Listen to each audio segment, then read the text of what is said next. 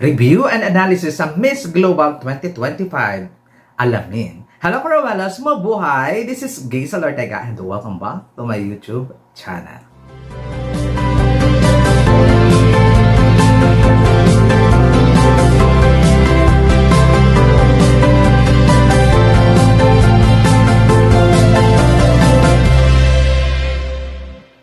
Hello! Kamusta po kayong lahat? Good morning, good afternoon, good evening, anong mga oras kayo nanonood sa akin ngayon. Maraming pong salamat. Sa mga bago ko dyan subscriber, returning viewers, thank you so much sa suporta sa mga hindi po pa nakasubscribe.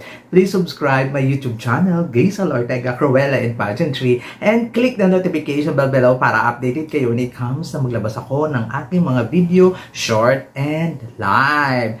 Hay, nako! O, diba? Nabuhay na naman ang katawang lupa natin kasi nga ang Miss Global 2025 ay giving.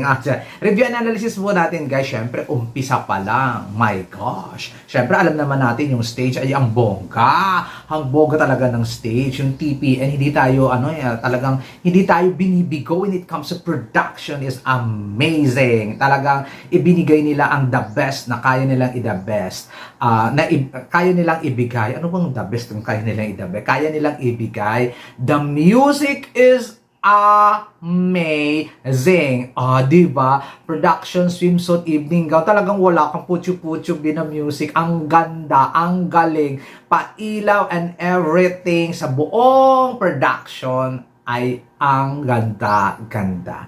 Tapos, opening show, magkakaiba ng mga damit at talagang pinaghandaan talaga nila ng bonggang-bongga ang Miss Global 2025 at pinatunayan talaga nila na one of the best production sila sa buong mundo when it comes sa pageantry. Ang galing. Congratulations sa TPNG, TPN Global. So ngayon, syempre, ang ating inabangan dahil mga Pilipino tayo, syempre si Miss Philippines, Zena Ramos. Ramos. At syempre, ina-expect naman talaga natin na maka-penetrate talaga siya sa semifinalist. But, eto nga ang mga pumasok sa semifinal sa top 20 ng Miss Global 2025, Netherlands na hindi narinig kasi nga na-stress siguro yung host kung paano banggitin yung the Netherlands.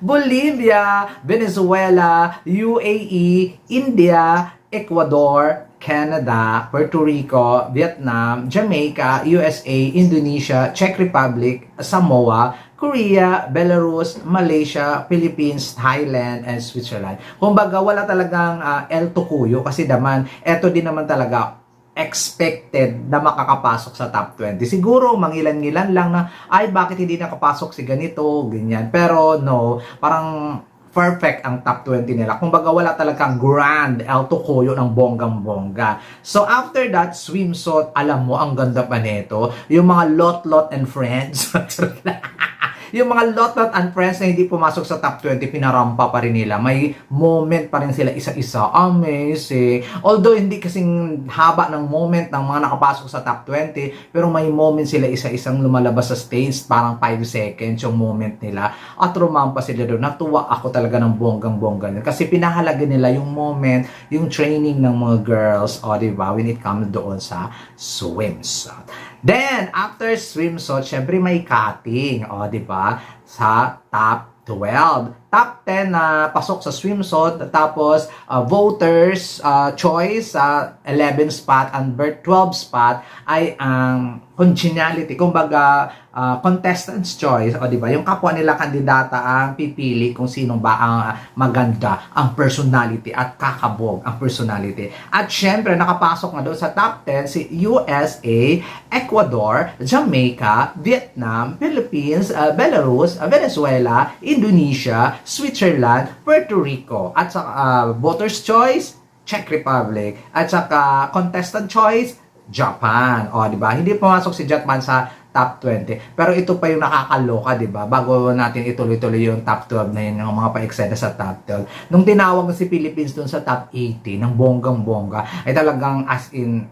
wala talaga siya. Walang tinutukan, walang nag-forward, hanggang tinawag na si Thailand at saka palang hinanap ni Antonio Purcell na ating host kung saan si Philippines. Where are you, Philippines?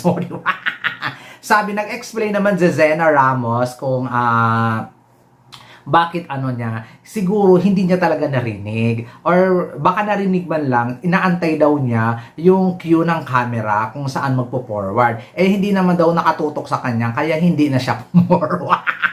Hindi na siya forward pero parang siguro sa ingay na din ng venue ay talagang medyo nagdadalawang isip siguro siya kung si Philippines ba talaga yung tinawag or hindi kasi hindi naman sa kanya kasi tinitingnan daw niya yung camera hindi naman daw sa kanya nakatutok ng bonggang-bongga, that's why hindi siya forward o di ba? Pero ganun talaga, hindi niya talaga siguro narinig talaga ng maliwanag. Pero ang klarong-klaro ng sinabi ni Antonia na the Philippines, o di ba? So ayun lang yung konting eksena at so tremending tagla yung lola mo. Syempre si Adam, tinanong, thank you so much pala kay Sir Adam kasi sa kanya ako nanonood sa pa-interview niya kay Sena. So tinanong niya kung anong nangyari, bakit hindi siya nakaaga naka-forward. Yun pala, hindi naman talaga niya alam na siya yung tinawag at saka hindi nakatutok daw sa kanya ang camera.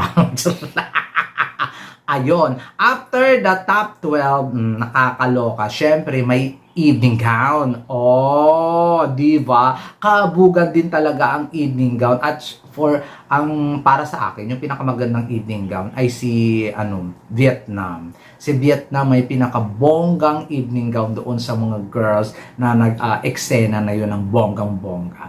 Very kakaiba yung kay Philippines kasi nga logo nga ng Miss Global ang kanyang gown, black and white, tapos logo ng Miss Global. So, siguro nakatawag pansin din yun ng bonggang-bongga. Pero dito sa top 12, hindi na pumasok si Malaysia. Isa yun sa mga favorite na candidates na bakit hindi pumasok. Pero wala tayong magagawa. Nandiyan, marami namang Asian or nakapasok sa top 12. Si Vietnam, si Philippines, si Indonesia, at saka si Japan. So, 4 din naman sila. Kumbaga, Asian domination ba ito? O, ganon. Pero, after that, meron silang parang hashtag round ng Miss Earth o mga i-explain ng mga words o gano'n. At napunta nga ang galing ng mga girls, medyo iba hindi nakasagot ng maayos pero lahat naman ay nakasagot ang bonggang-bongga, di ba? Yung iba hindi masyadong plakado pero okay na din, di ba? At doon nga nag-shine bright like a diamond si Philippines,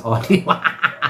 At umabot siya ng top 5. O, di ba? Number 1 sa top 5 si USA, number 2 Jamaica, number 3 Philippines, Puerto Rico, number 4 and Vietnam. O, di ba? After the hashtag round and the evening gown. After that top 5 ay meron pa silang quote ba yun? Quotable quote. Ay, quotable quote na ano ba tawag dito? Mga quotable quote na mga kung ano ang masasabi nila at kung ano yung take nila doon sa quotable quote na yon at nakakaloka, di ba? Isa sa Philippines sa mga nakapag-deliver ng magandang answer but simple but maiksi ang answer niya. Siguro hindi nagbigay ng impact sa mga judges at syempre ang dami pang mga pa-eksena doon sa pag-model nila ng mga jewelry doon, pinarampa pa sila ng bonggang-bongga. Siguro doon na talaga hindi nag-shine bright lang like a diamond si Miss Zena Ramos kasi nga tinanghal na siyang 4th runner-up at saka 3rd runner-up si USA at ang natira sa top 3 ay si Jamaica, si Vietnam at saka si Puerto Rico. At doon na tinanong sila ng one question ng bonggang-bongga and obviously si Vietnam ang pinaka-the best ang sagot doon sa top 3 na yon sa Q&A nila sa final question. At walang duda, eto na nga, second runner-up si Puerto Rico, first runner-up si Jamaica, and winner, Miss Global 2025, Vietnam. May anak na siya, di ba? O may anak na si Miss Vietnam. So, walang duda at saka wala akong eksena at wala akong mga violent reaction dahil nanalo si Vietnam kasi when it comes sa swimsuit ang evening gown performance level talaga. Medyo hindi naman questionable, medyo mahina lang yung sagutan niya doon sa quotable quote na yun pero nung final answer, pak! Bongga! Winner! At congratulations talaga sa TPNG ha. And congratulations sa Miss Global 2025. One of the best production na ibinigay sa mundo ng pageantry. Ngayon 2025 kayo ang pamantayan. O, di ba? So far kayo ang the best international pageant when it comes to production so far ngayong 2025. So tingnan natin sa mga susunod kung may kakabog pa ba sa kanila. Ang susunod na pageant, Miss Eco International tapos Miss World. Abangan natin kung bongga ba ang mga production nila. By the way, ayan ang aking views and opinions and violent reactions sa naganap ng Miss Global 2025. Sana ay abangan pa ninyo ang mga susunod na mga pageant nila at sana suportahan natin ang mundo ng pageantry at lahat ng pageant sa buong mundo. There you go. My name is Gaisel Ortega. Paalam!